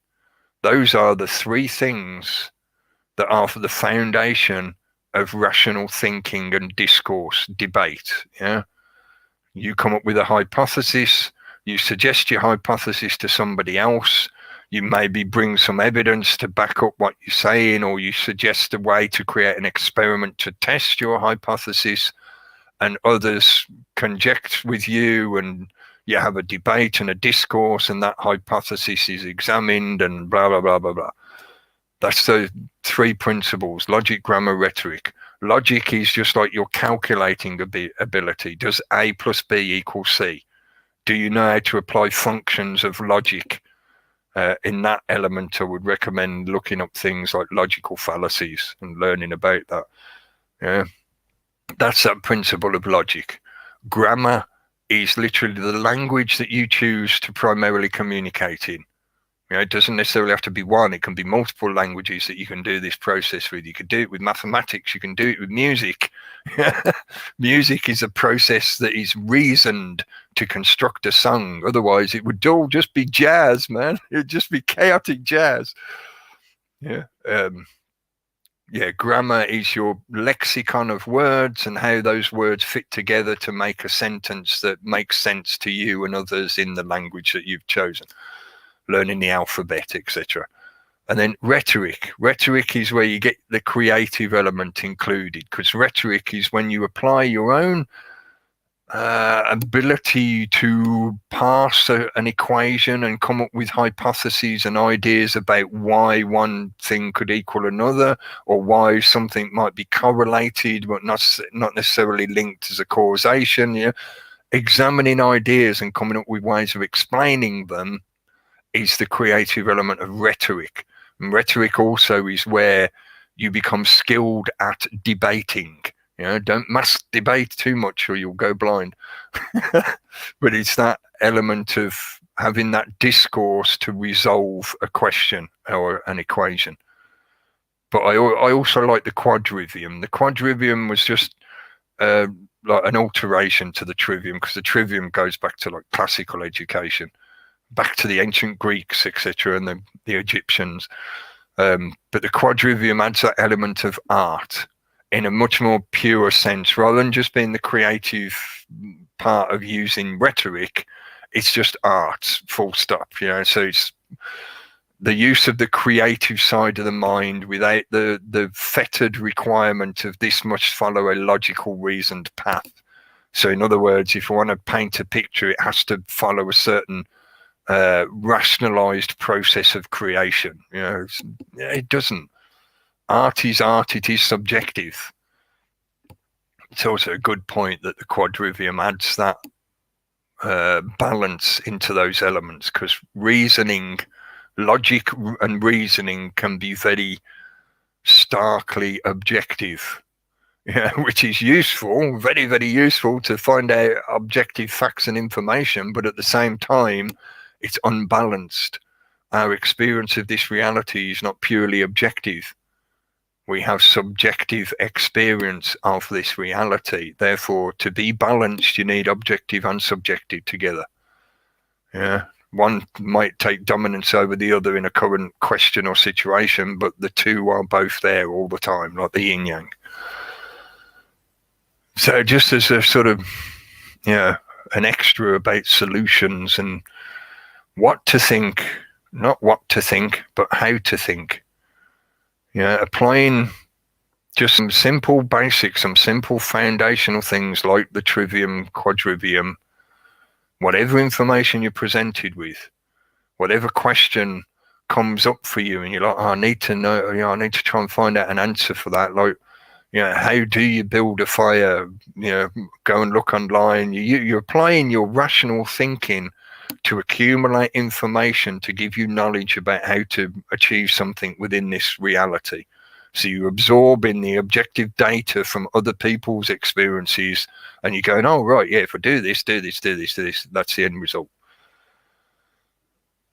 And when the media present you with a propaganda story that tries to play to your emotions, applying those principles of the trivium and quadrivium, because it's useful to use a bit of creativity to come up with hypotheses to consider how the propaganda is actually manipulating you, or the message that may be hidden behind the propaganda, etc., etc. That takes creative thinking, folks. Yeah? That's why I've always liked that quote from Einstein. I know people don't necessarily like Einstein, but like I talked about last week, concentrate on the message and not the messenger. But the quote from Einstein, that imagination is more important than knowledge. And I know he wasn't misguided in trying to misrepresent what knowledge means, but he was, pointing out the same thing I'm saying now. You can have all the book knowledge in the world, but then you would just be like a computer storage file of information. Be like an Encyclopedia Britannica or whatever. You're just a list of information. Is that encyclopedia self-sentient because it's able to consider other things that are not within itself? No, obviously not. Yeah, it requires imagination to do that. It requires creativity, which is the balance of the two hemispheres of the brain and the elements of the heart brain and the gut brain. Yeah, anyway. Sorry, I haven't took any notice of the chat whatsoever. I hope you've all been playing nicely. Hello to everyone in the chat. Thanks for joining us. And I hope what I was saying made sense. I know often I rant and ramble about various things, and there was a lot of elements of that. The video clips that Camille had put together that Lucian guy was talking about, that I thought I could talk for hours just about that one point. He's like, that's not fair. You know, I want to shout and rant at him about stuff, and it's like, I know it's like pissing into a hurricane. There's no point trying to debate with somebody like that or have any kind of genuine discourse, because they seem far more tasked towards pushing a certain ideology. So they're not going to listen to what you're saying anyway. Yeah. They'll talk over the top of you, or they'll twist what you say to them. Yeah, blah, blah, blah, blah, blah. Just go on and on with sophistry, manipulations, etc. No, fuck them. Look at the information, decide for yourself about the information, apply things like the trivium. Yeah, does this make logical sense? Does this add up? Like some of the questions are raised about the situation around the Senate building in Washington. Does it make sense that genuine Trump supporters would want to destroy a building that they are probably very much aware is intrinsic to the very political system of the guy that they support? So if they want him to carry on being president, i.e. win the new term in office rather than the sleepy Joe, then they wouldn't have wanted to destroy that building. So classing them as insurrectionists and a coup and stuff like that doesn't make sense, does it? It doesn't logically make sense that that's what they were trying or thought they were going to achieve. No, it was a show of support, and it was an attempt to make a political point. Yeah, it was a protest, if anything, nothing more than that.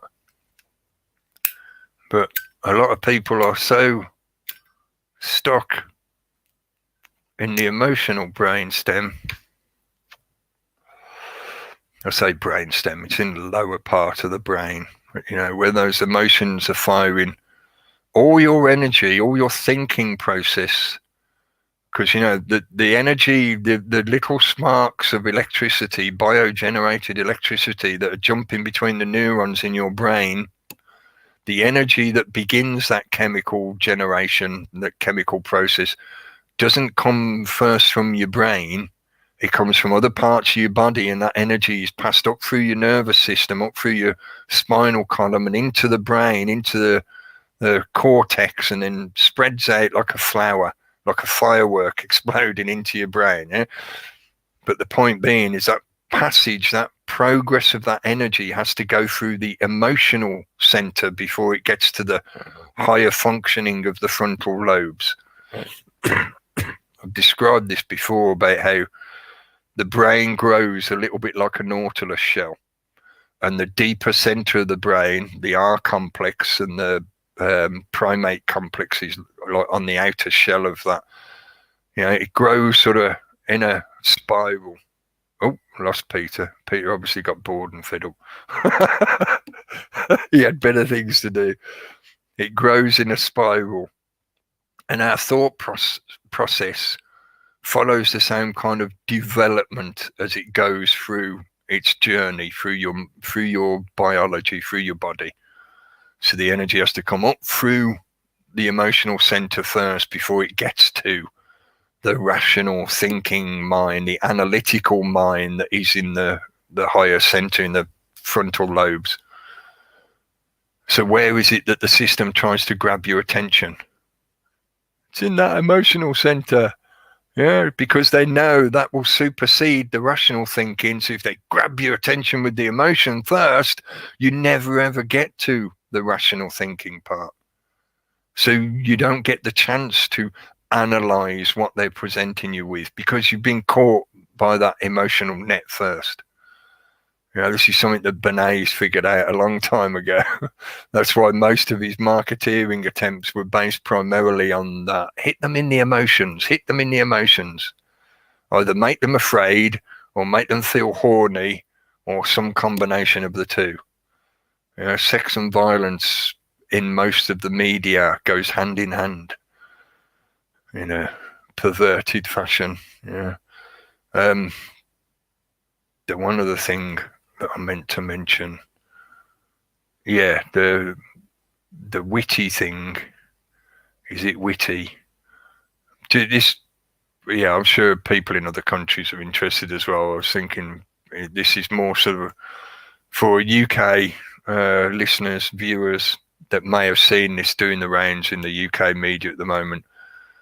Chris Whitty, who's one of the main spokespeople for the UK government in terms of their agenda, their policy decisions, things like that, has put out a little video statement talking about how, you know, we all need to follow the rules because otherwise this new variant and it's all going to come and get you. It's coming to get you now. Be afraid, all that kind of shit.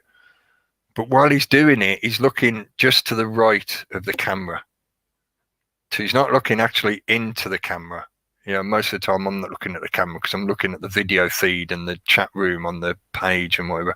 He's not looking into the camera. He's looking just to the right of the camera. Now, listen to the UK column show this afternoon, and they suggested that maybe it's because he was reading his script. Maybe, but that seems really cheap ass for a governmental production to not have an auto cue and whatever. The UK column guys say that as well, yeah. But there's an element of it that I think may be deliberate for psychological reasons. One of the indicators that is often referenced for many different diagnoses, you know, this is referring to the DSM in many ways, but it does hold true, I think, for most people in general.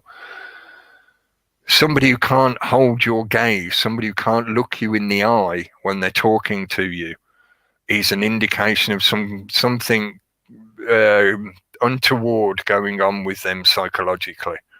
Either they're lying, they're being deceptive, or they're feeling embarrassed or unsure about what's going on, or, you know, there's something there as to why they can't look you in the eye.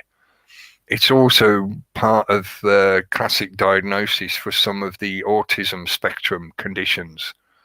You know, so some of the, you know, again, it's referring to the DSM, you know, some of their usual kind of labels that they like to stick on people.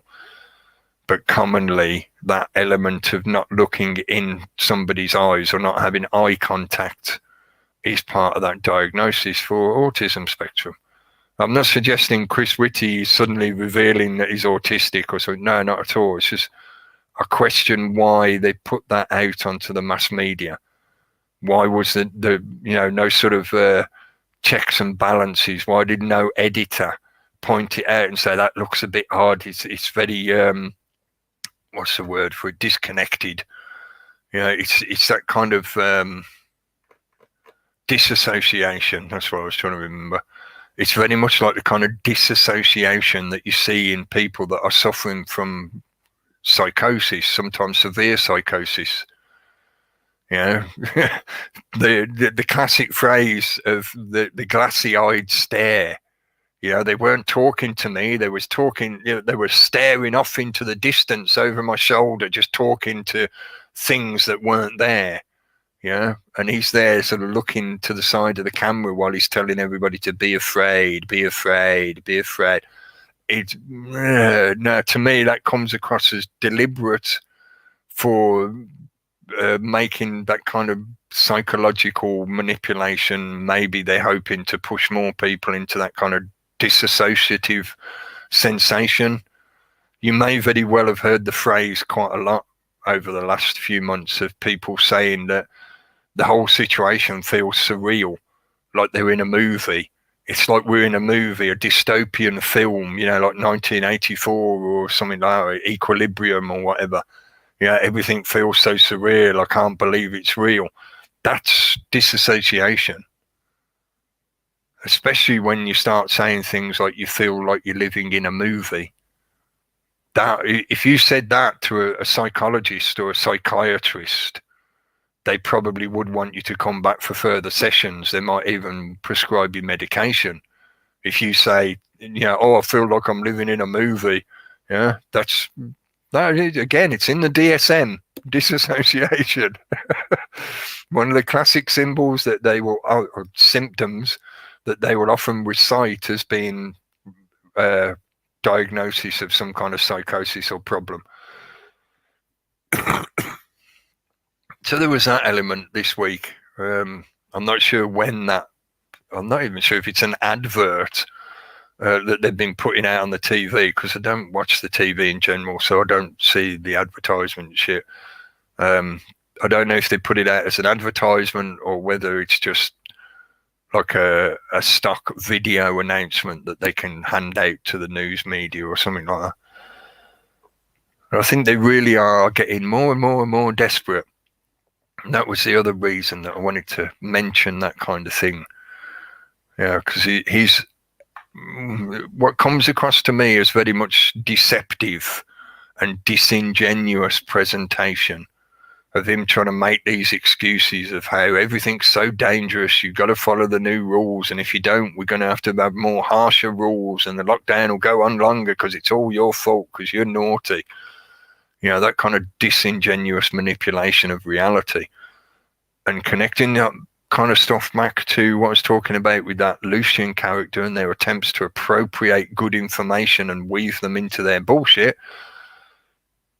One of the classic indicators of what this thing is, and I'm referring to it as if it's an individual thing just for ease of explanation, is the reality that they cannot create.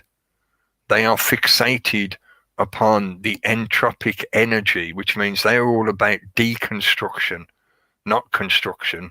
They're all about destruction, not creation. And that is because they themselves cannot create. And I'm not saying they can't have children or anything like that, or even that's somewhat questionable. Why else would they research cloning? Yeah. Why else would they be so obsessed in learning about everyone's genetics and wanting to know everybody's bloodline and all that? Is it because their own genetics is falling apart, so they desperately need some new bits to stick in themselves to keep going? They can't create. So instead, what they learned to do was to be very good at deceptively appropriating the creations of other people, or even nature itself. That's really applicable with what's going on at the moment on that kind of biotech, fake food kind of situation that's developing or has been going for a while now. They try to appropriate other people's creations, and then they try to erase history of that provenance of creation, of that attribution to the original author, etc. And instead, they want to scrub that history out, and they want to put their own name under it and say, no, I made this. You never created that, I did. It's like, mate, you just stole that off my desk. It's like, no, I created this. It's mine now. I've got all the power. I'm the one with the power. To something as well to remember when you see that kind of process of appropriation, hopefully it will remind you that you have the ability to create. You have the ability to think outside of the box, because there is actually no box. Just the very concept of, think outside the box gives you, this is a little bit of kind of NLP, it gives you the subliminal automatic assumption that there is a box. You just created a box within your own mind, and now you're constantly obsessed with trying to climb out of it. And you're trying to figure out what it's like. Am I actually thinking outside of the box now? Is this bit that I'm thinking outside of the box, or is this bit that I'm thinking in the box, or is this above the box? Which part of the box am I next to while I'm thinking this? There is no box.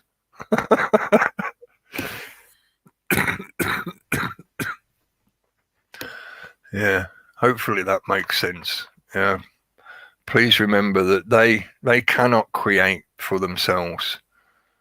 They can steal other people's ideas, they steal other people's work, they steal other people's energy. They steal your energy and try to redirect it into constructing what they want. When you're a big fat spider sat in the middle of a web, you don't go chasing the enemy down, you just wait for them to come to you. And they even announce themselves. They ring a little dinner bell for you, and then you can just come out the centre and oh, tasty morsel.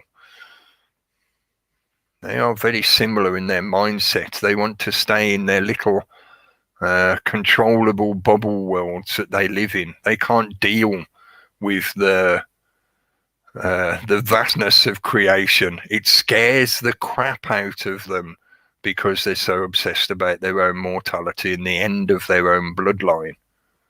That's their fixation in this realm, which is an echo.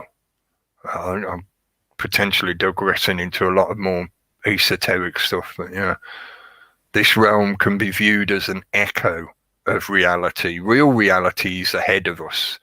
We're experiencing the wake, the echo of that reality having already happened. And most of mankind's time is expended, most of mankind's energy is expended just trying to figure out where this wave has come from, that wake of that thing that's already moving ahead of you. Yeah. You can't see the ship anymore, using that same analogy. You can't see that ship anymore. It's already moved on. But you're being buffeted by that pendulum swing of the wake of that ship. You know, this is, I can't think of his name. Was it Goethe? Quite a few years ago, maybe a couple of decades ago now. One of the American politicians, I think it was Goethe. His name was Goethe, I think. And he made the point about, let them protest. Let them march in the streets. As long as they keep paying taxes, we don't give a shit what they say, basically. I'm paraphrasing it terribly. But they're already making their decisions, and their decisions are in effect ahead of what you know of what's going on. You know, some of the decisions have already been made, and then you experience the wake of the effect within reality, the reverberation within reality of that decision that they've just made. Yeah, that was it. We are the actors on the world stage, and everybody else, all you lot, are just the audience. You experience what we've already done. You know, it's like you're the afterthought. That's the way they view the majority of the population of the world. You're not important. You're meaningless to them. Their claims to care about the world, whether it be Gaia, you know, the natural world, the world of nature and preserving nature, etc. They claim to care about all that kind of stuff. They claim to care about people and their welfare and their standard of living, while at the same time they institute and enable systems that absolutely profit by expending the energy of the very same people they claim to care about. So why is there, I think it's nearly 2 billion people that live in poverty? Why is there at least 1 billion people that live in abject poverty, the worst levels of poverty? If they claim to all care about people so much, why do they create systems that exploit those very same people such that it leaves them living in abject poverty? They're bullshit artists. That's all it comes down to. They're snake oil salesmen, and they're trying to convince you that they've got the magic potion. You just need to give them all your stuff, and then they might let you have a sip of their magic potion. Oh, man.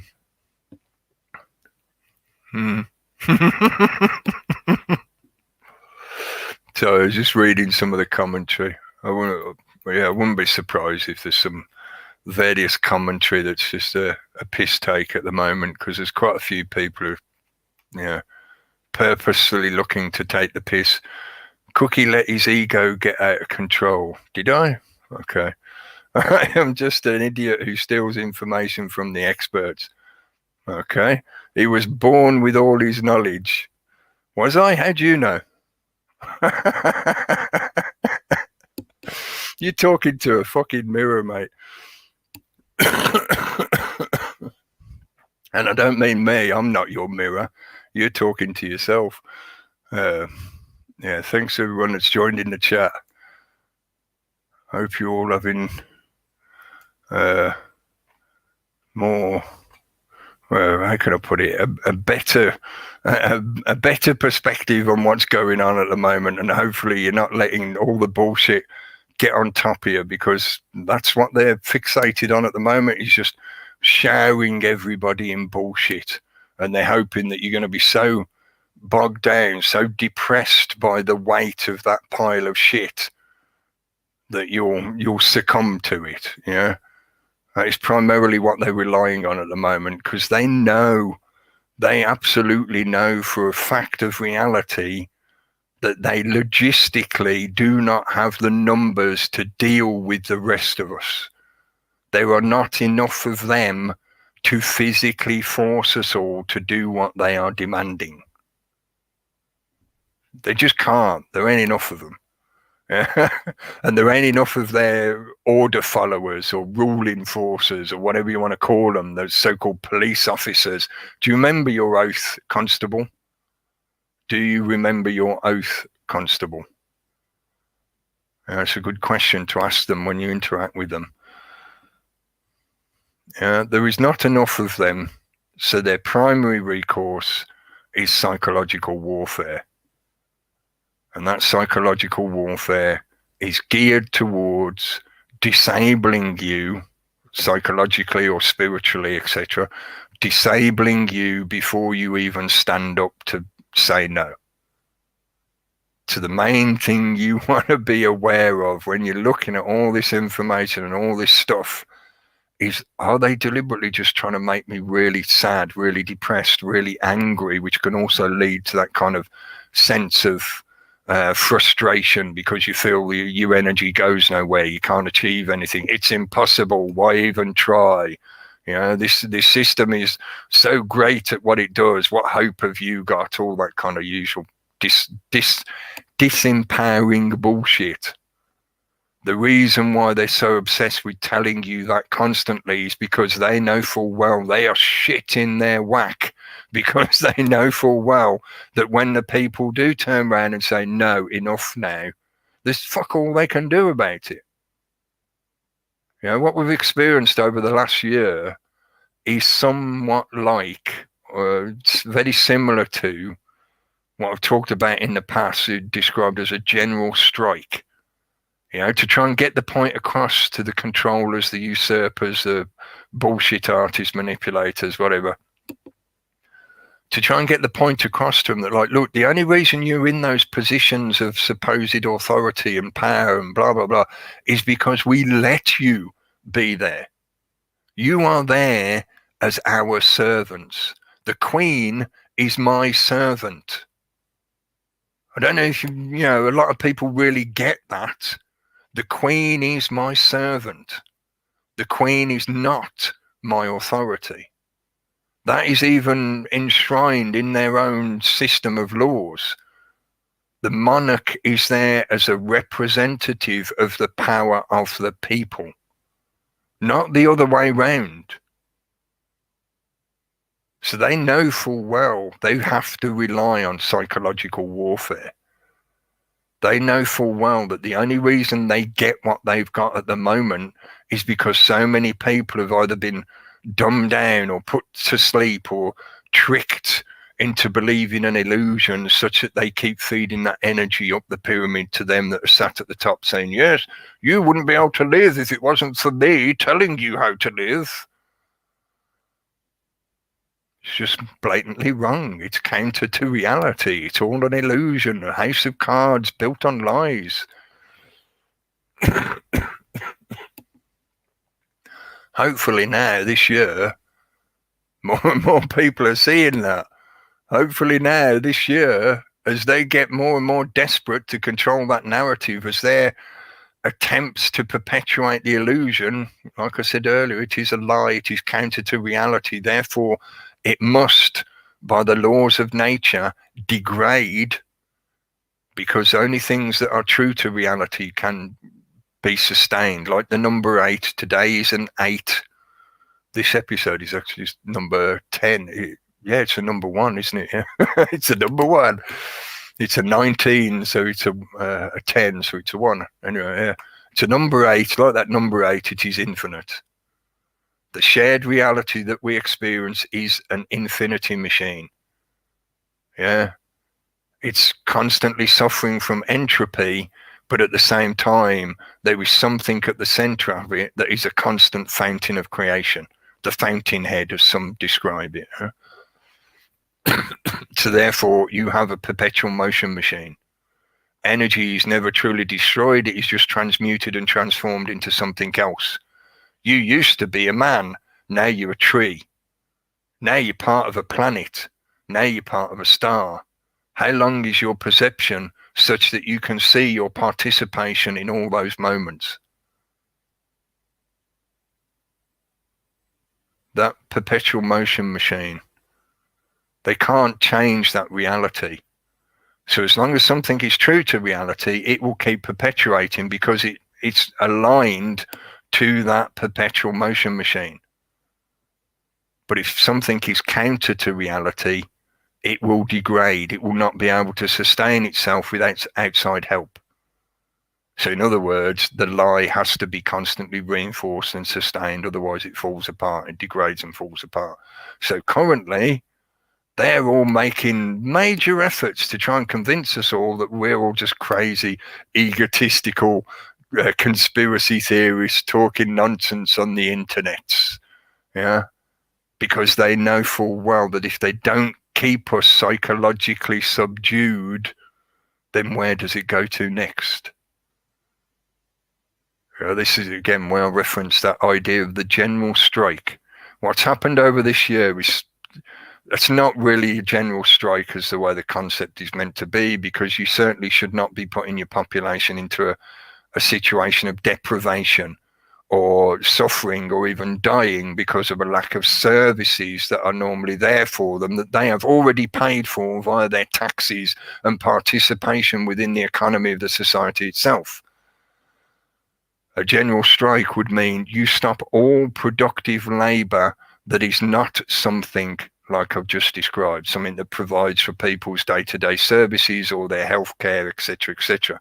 A general strike is we stop fueling your money machine economic bullshit game. And we remind you that you're only in the position you are in now because we allow you to be in that position. As soon as you start trying to tell us that we are the virus, and the only way we'll be allowed to go into the future is if we obey your new rules that requires us to pretend to be sick so that you can pretend to cure us from a sickness that you have no intention of ever actually curing. You are truly insane, the very definition of insane. So you must be reminded that you are not the authority. Your power does not magically emanate out of your butthole. Your supposed power, your cloak of power, is given to you by the rest of us that allow you to be in that position to supposedly fulfill the role of a bureaucratic servant. If you don't want to perform that role anymore, get the fuck out. If you don't, if you keep pushing, you will eventually encounter the people within your own population that struggle to cope with the emotional and psychological pressure that you put them under, such that they snap, they break, and they react violently. They react poorly. They react in a way that they feel is the only way to get the message across to you. And for any of those people in positions of power like that, I would suggest they go and watch the video footage of Ceausescu being machine gunned in front of a wall with his wife after the revolution in Romania. You know, just to make the point that you people are only there because the rest of us allow you to be in those positions. You know, I've ranted quite a lot about authority and whatever. Just check me messages, see if I've missed anything. Oh, I know I've missed that. I've got to share that. Before I wind it up, thanks to Pete for sitting and keeping me company for a bit while he listened to me ranting. I know he was trying to eat his dinner at the same time because, you know, please don't forget, folks, he's working day to day as well. And then he comes home and he joins in with us doing all this kind of stuff. You know what it's like trying to fit everything in your day all at once, you know.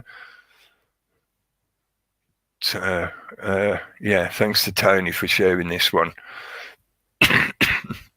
Are you ready for your life to be gamified for the not too distant future, where your interaction with this supposed society is going to be gamified, like the Chinese social credit system? Yeah, if you do the correct things, you'll score little points, and then you can exchange the points for prizes like a cabbage.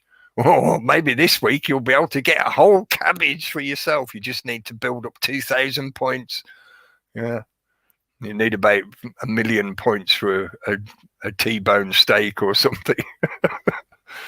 But yeah, cockroach burger, oh, you get them for like 10 points each. Yeah. Oh, work later. Last don't be flamming. No. Way! Eventually. Sorry, folks.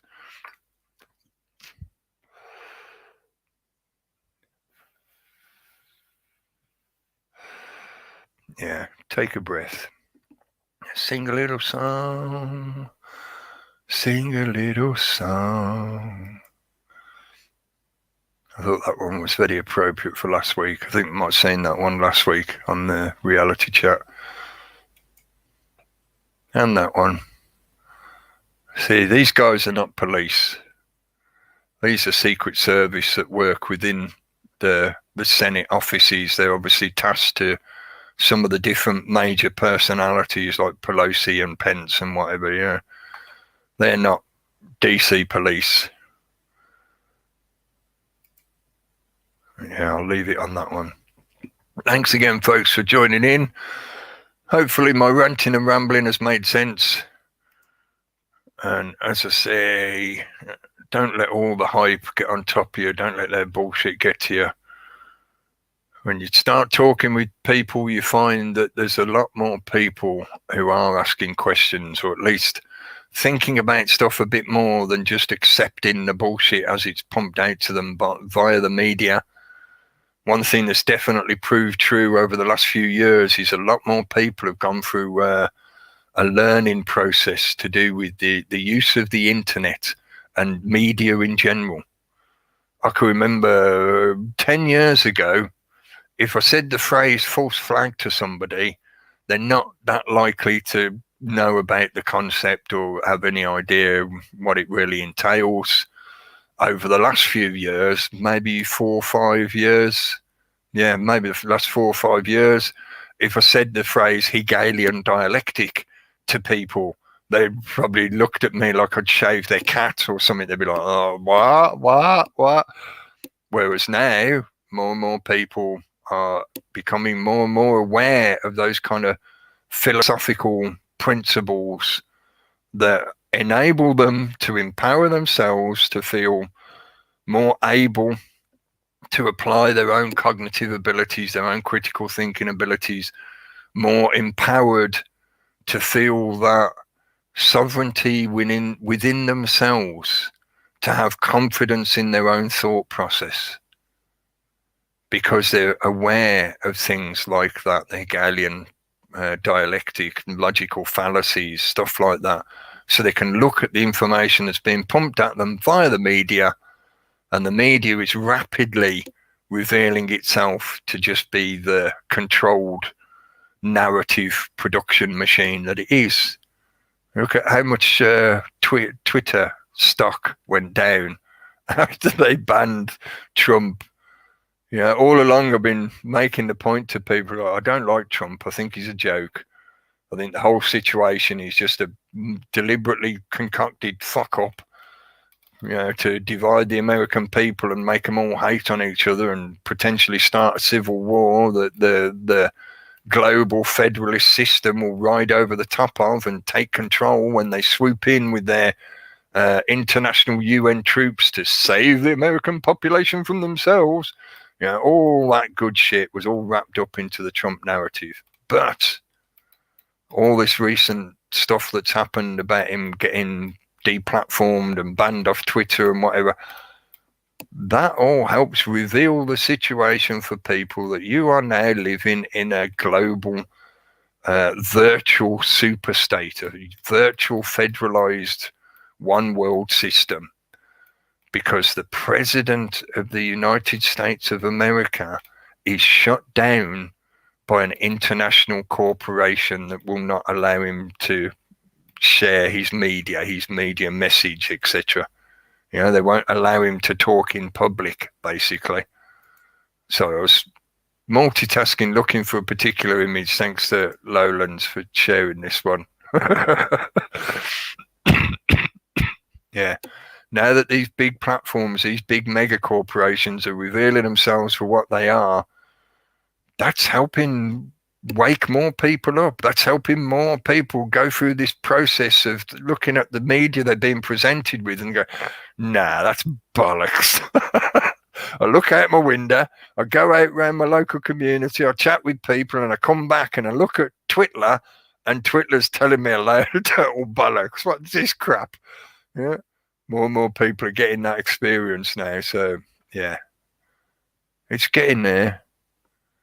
Don't let the current shit that's flying put you off from that truth. That is the truth of what's happening. Anyway, yeah, I've rambled well over time. Thanks for hanging in there, folks. Thanks to everyone who's watching back after the live. If you've got all the way through the video, even better, 2 thumbs up. I'd do 3 thumbs up, but then the video would get banned. Yeah. We will see you again soon. We're back on Wednesday night on the Reality Chat channel at 8 p.m. GMT, and we'll do the Reality Chat talking about more of the news articles and media events, if that's what we want to do at the time. We'll see how it goes and what people want to talk about. And please check out Steve Tagoose on the Reality Chat, and please check out as well, put the link for this in the side chat in 1 second. Please check out, what have you called it? Jam Noise 72 Art Therapy Group channel. Because unfortunately, Jam Noise has been blocked again on her main channel.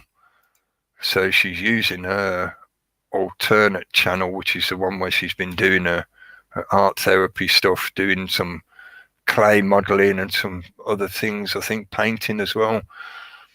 But yeah, check out, that's a link to a rant that Jam put up this afternoon, which was spot on. Sometimes you have to shout these things out at people, and the internet is a great way of doing that. But yeah, please be aware that her main channel is still blocked by the YouTube Gestapo, the Gestapo. So I'll put a link in the side chat for a backup channel. Yeah, keep an eye on that kind of situation at the moment, folks. A lot more channels are getting shut down because of all this shit happening at the moment. The system is so desperate to control the narrative because reality is coming knocking on their door now. Be the change you want to see, as Jeff always used to say at the end of his shows. And I'll leave it at that. Thanks again, folks. Speak to you soon. Catchies.